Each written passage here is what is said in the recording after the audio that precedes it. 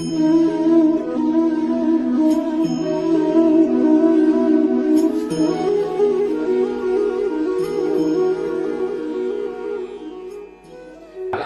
महीने में अगर 12 बार हमने क्रोध कर लिया तो साल भर का वजन चौपट हो गया। यहाँ दिन में 12 बार होता है, साल में 12 बार की तो बात है। थोड़ी नमस्ते दोस्तों, राधे राधे। मेरे चैनल पर आप सभी का फिर से स्वागत है। क्या आपको भी बहुत क्रोध आता है? आपको समझ में नहीं आता कि क्रोध में हमें क्या करना चाहिए? तो चलिए सुनते हैं स्वयं गुरुजी से। गुरुजी हमें बताएंगे कि क्रोध आने पर हम क्या करें और क्रोध को आने से कैसे रोकें।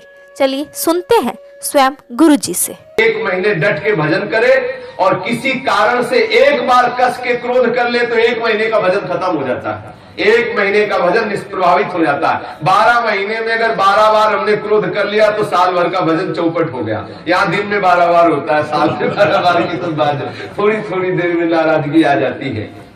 क्रोध भगवत प्राप्ति के मार्ग में बहुत बड़ी बाधक वस्तु है। तुम जान लो, ये क्रोध तुम्हारी अवनति का मूल कारण है। जो अपने आते हुए क्रोध को रोक लेता है उसको निश्चित भगवत प्राप्ति होती है। जो मनुष्य, जो उपासक अपने क्रोध के वेग को नहीं सहन कर पाता, वो भयंकर से भयंकर कुकर्म करके विनाशकारी स्थिति को प्राप्त हो जाता है।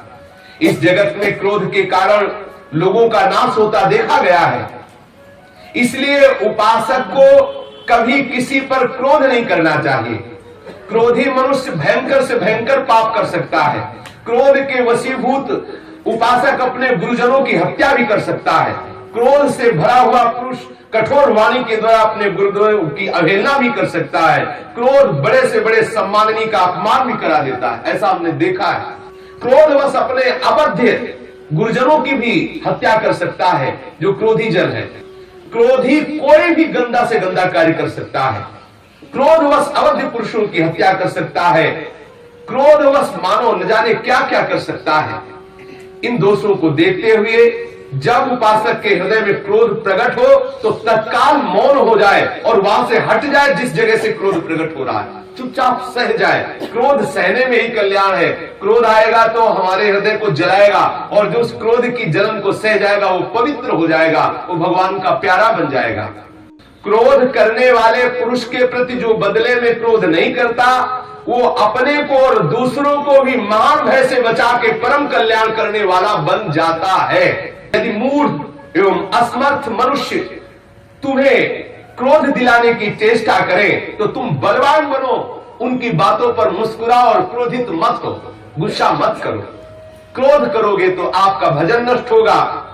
अपने चित्त को वश में रखने की सबसे बड़ी औषधि है मौन हो जाना। यदि कोई गाली दे रहा उस समय निश्चित मौन हो जाना चाहिए, बिल्कुल मौन हो जाना चाहिए, चल देना चाहिए। यदि सामर्थ्य ना हो वहां खड़े रहने तो बिल्कुल चल देना चाहिए, सुनना ही नहीं चाहिए क्या कह रहा है। जो उपासक परम शक्तिशाली होकर भी नीच पुरुषों के द्वारा दिए हुए अपमान को सह लेता है और क्रोध नहीं करता है, देवता उसके चरणों की वंदना करते हैं। समस्त लोक परलोक में वो जय का भागी होता है और वो महा आनंद को प्राप्त होता है। इसलिए बलवान या निर्बल कोई भी तुम्हें सताने की चेष्टा करे तो तुम क्षमा भाव को धारण करना, कभी क्रोध को स्वीकार मत करना। वो तत्वदर्शी महात्मा भगवान के नजदीक पहुंच चुका है। जब लाख उपाय किए जाए उसको क्रोध लावे, जैसे एकनाथ जी कितना उपाय किया। एक तो गंगा स्नान करके जब आते तो थूक देता ऊपर से, मलेच्छ का थूक देता कहते हैं। 100 बार थूका, 100 बार गंगा। 1-2 बार थूकने के बाद अपने लोग तो चढ़ जाते ऊपर और उसको पीटते जाके, तुम्हें दिखाई नहीं दे रहा हम गंगा स्नान करके आ रहे। 100 बार थूकले पर भी वो 100 बार गंगा स्नान करे, अब तो रहा नहीं गया। ऊपर से उतर के साष्टांग दंडवत किया। एकनाथ जी ने कहा क्या बात हो गई? बोले मुझ अपराधी को क्षमा करे, हमने 100 बार आपके ऊपर थूका, आपको परेशान। बोले भैया आप जैसा उपकारी तो कोई होगा नहीं। दिन में बहुत वो 2 बार गंगा स्नान करते, प्रातः और शाम। आपकी कृपा से 100 बार गंगा स्नान हुआ। आपके चरणों में प्रणाम, आप ऐसी ही रोज कृपा किया।